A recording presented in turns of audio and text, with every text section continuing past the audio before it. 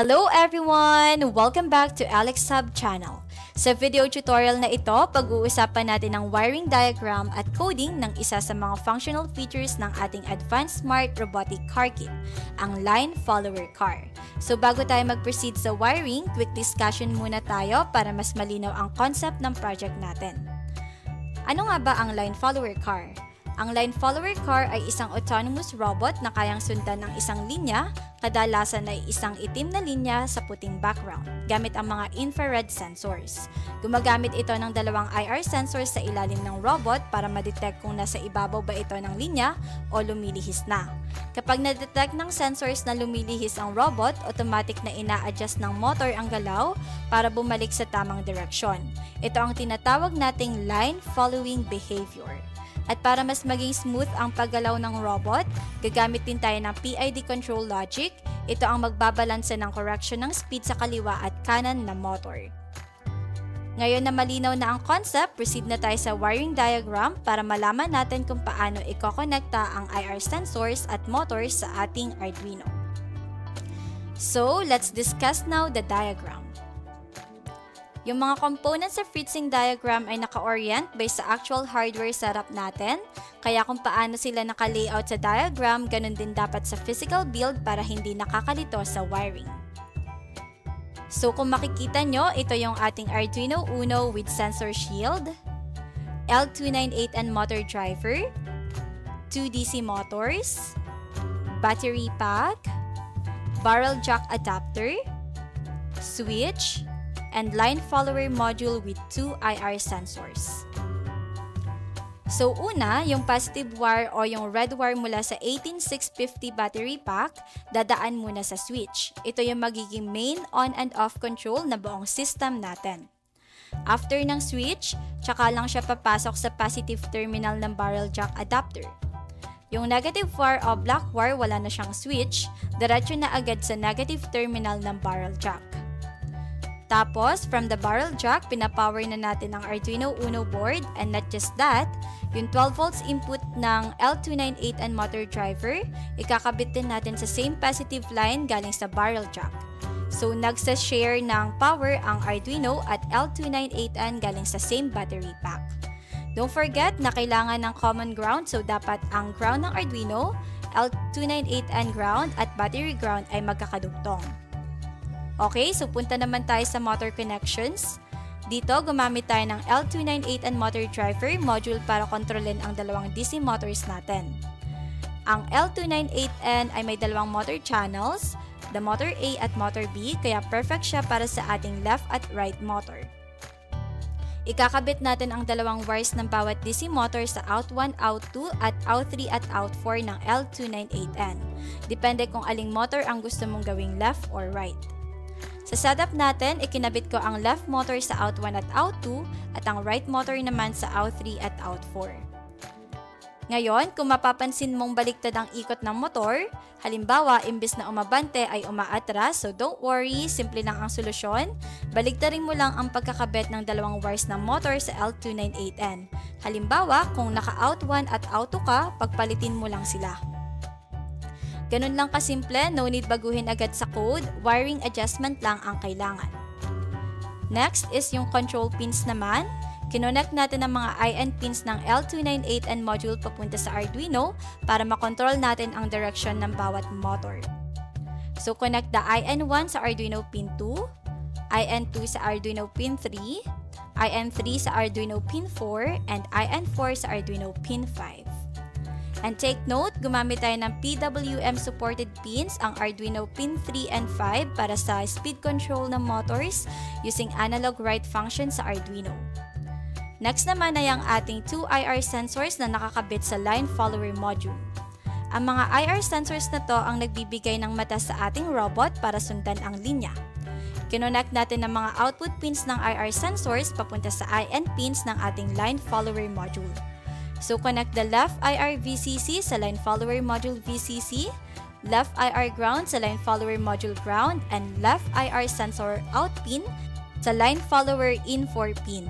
And then, the right IR VCC sa line follower module VCC, the right IR ground sa line follower module ground, and the right IR sensor out pin sa line follower in 1 pin. Then connect the line follower module sa Arduino. Ganito ang connections natin from the line follower module papunta sa Arduino Uno. Connect the line follower IN4 sa Arduino A0. Ito yung signal galing sa left IR sensor. Then, connect the line follower IN1 sa Arduino A1. Ito naman yung signal galing sa right IR sensor. And then, the line follower VCC sa Arduino 5 volts and the line follower ground sa Arduino ground. So, reminder lang, gumamit tayo ng analog pins A0 at A1 sa Arduino dahil dito natin babasahin ang digital high or low signal mula sa ating sensors. So, ayan guys, na-discuss na natin ang full circuit diagram ng ating line follower robot. Na-cover na natin lahat mula sa power connections, motor driver wiring, hanggang sa mga IR sensors at line follower module papunta sa Arduino. Ngayon naman, proceed tayo sa Arduino code na magpapagana sa logic ng robot natin gamit ang mga inputs mula sa IR sensors. Sa simula ng Arduino code, dineklara muna natin ang mga variable para sa IR sensors at motor control. Ang kaliwang IR sensor ay nakakabit sa pin A0, habang ang kanang IR sensor naman ay nasa A1. Gumamit tayo ng dalawang array para sa mga motor pins, ang motor left na may direction pin sa pin 2 at speed pin sa pin 3, at ang motor right na may direction pin sa pin 4 at speed pin sa pin 5. Pagkatapos ay tinukoy natin ang PID constants, ang KP proportional ay 120, ang KI integral ay 0, at KD derivative ay 100. Ginamit natin dito ay PD controller lang since ang KI ay 0, ibig sabihin hindi natin isinama ang accumulated error. Sa setup function, sinaset natin ang lahat ng motor pins bilang output para makontrol natin ang kanilang direction at speed gamit ang digital right at analog right. Inilagay din natin sa input pull-up mode ang ating IR sensors, kaya default value nila ay high. Kapag may linya, black surface, bumababa ito sa low, at kapag walang linya, white surface, nananatiling high. Sa loop function naman, binabasa natin ang readings ng IR sensors. Kung ang kaliwa ay low at kanan ay high, ibig sabihin, nasa kaliwa ang linya, kaya ang error ay -1. Kung kanan lang ang low, error ay 1. Kapag parehas high, nasa gitna ang linya kaya 0 ang error. Kapag parehas low, ibig sabihin nawawala sa linya ang robot kaya tinatawag ang stop motors para huminto ito. Gamit ang PID formula, kinocompute natin ang correction value based sa error. Ang correction na ito ang ina-adjust sa bilis ng bawat motor para makabawi ang robot at makasunod sa linya. Ina-add ang correction sa kaliwang motor at ibinabawas ito sa kanang motor. Ganito rin baliktad kung kailangan mag-right turn.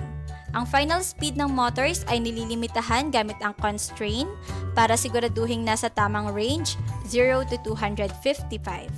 Kapag na-compute na ang tamang speed, pinapaandar natin ang mga motors in forward direction gamit ang digital right high para sa direction at analog right para sa speed.